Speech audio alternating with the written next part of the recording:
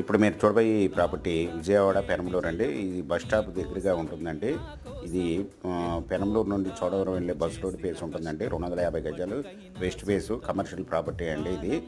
ఇది 80 feet road face ఉంటుందండి.